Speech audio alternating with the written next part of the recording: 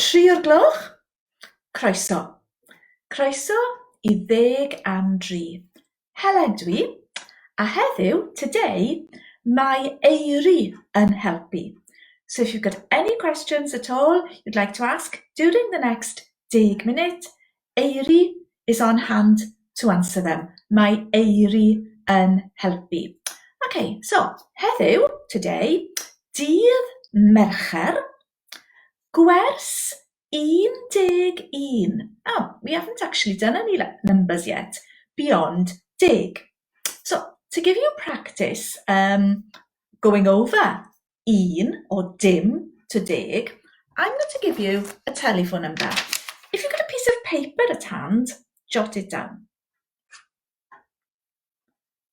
Dim 3 7 dim 6 dim dim 4 1 4 1.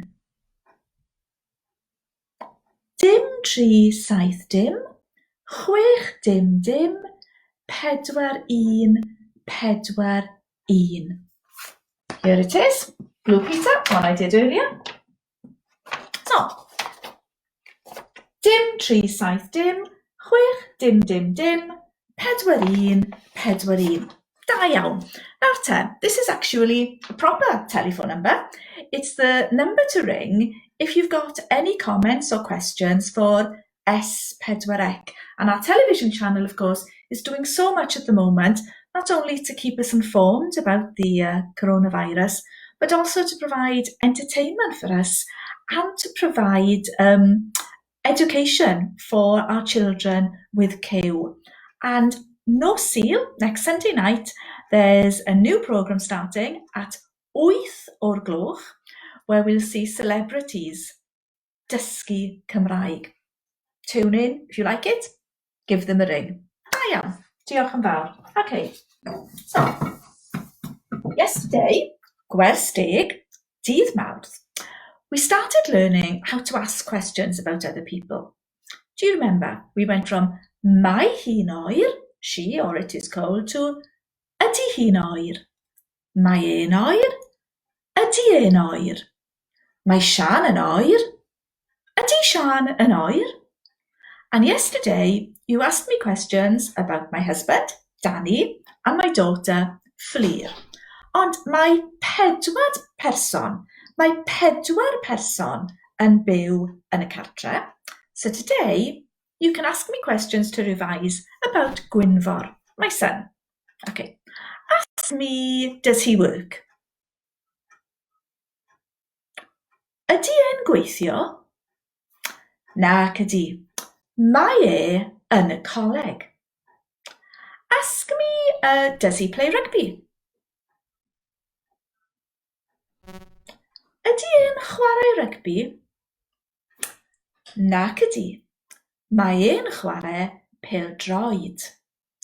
Ask me, does he eat meat?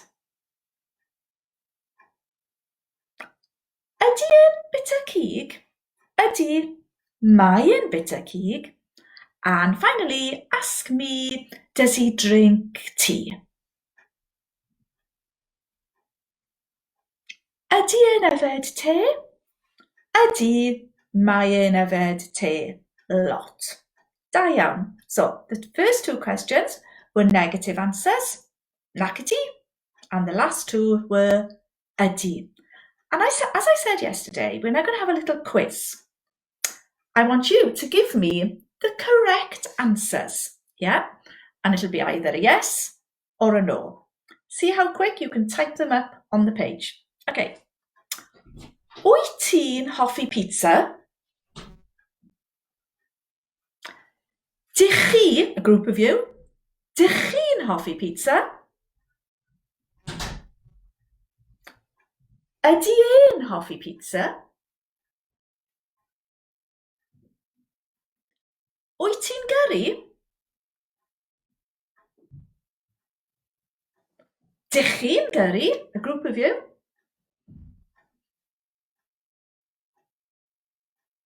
And ydy hi'n gyrru? Da iawn. Yeah, we'll give you the answers tomorrow. Dydd Iau. It's hard to know what day it is. Dydd Mercher today, so dydd Iau yfory. Da iawn. So, let's move on to some new work today.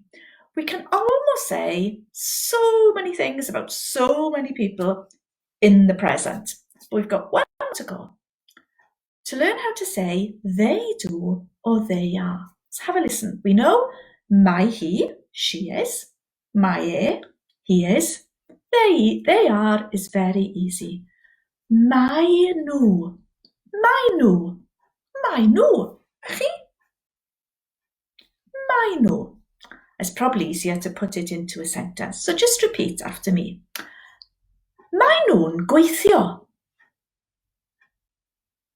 Mae nhw'n gweithio. Mae nhw'n chwarae pêl-droed. Mae nhw'n chwarae pêl-droed. Mae nhw'n bita cig. Mae nhw'n bita cig. A mae nhw'n yfed gwin. Mae nhw'n yfed gwin. Translate. They're shopping. Mae nhw'n siopa. They're watching cyw. Mae nhw'n gwylio cyw. They're cold. Mae nhw'n oer. They're okay. Mae'n iawn. Dim problem. So, let's add to our vocabulary and stay with this. Okay, a very important word is mynd. Mynd means to go. I know we're not doing much of it at the moment, but it's usually useful. Mynd. It's like mint with a D. Mynd. So they're going. Mae nhw'n mynd. Mae nhw'n mynd. Mae nhw'n mynd. Da iawn. So, some vocab.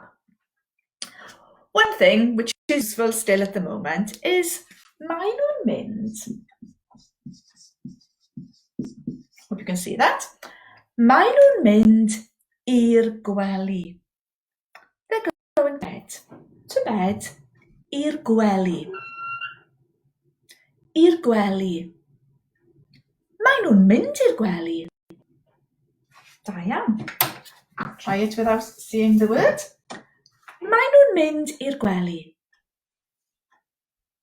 Mae nhw'n mynd i'r gwely. They're going to bed. Da iawn. Now then. Gweithio. Dwi'n gweithio. I work, I'm working. The word for work, to go work or work we've got to do, is gwaith. Hear the difference? Gwaith, gweithio. So to go to work, mynd i'r gwaith. Mynd i'r gwaith. Mynd i'r gwaith. Mae nhw'n mynd i'r gwaith. Mae nhw'n mynd i'r gwaith. Da iawn. They're going to bed. Mae nhw'n mynd i'r gwely. They're going to work. Mae nhw'n mynd i'r gwaith. One more difficult one. I'r dre. Not difficult, new. I'r dre. To town. To town. I'r dre. Mae nhw'n mynd i'r dre. A chi? Mae nhw'n mynd i'r dre. Mae nhw'n mynd i'r dre. So, 3 phrases. Mae nhw'n mynd i'r gwely. Mae nhw'n mynd i'r gwaith. Mae nhw'n mynd i'r dre. Try and learn them by tomorrow. So, they're going to bed. Mae nhw'n mynd i'r gwely. They're going to work. Mae nhw'n mynd i'r gwaith. They're going to town. Mae nhw'n mynd i'r dre. Yeah, well, 10 munud. Dwi'n mynd. Yeah. Dwi ddim yn mynd i'r gwaith. Dwi ddim yn mynd i'r gwely. Dwi ddim yn mynd i'r dre.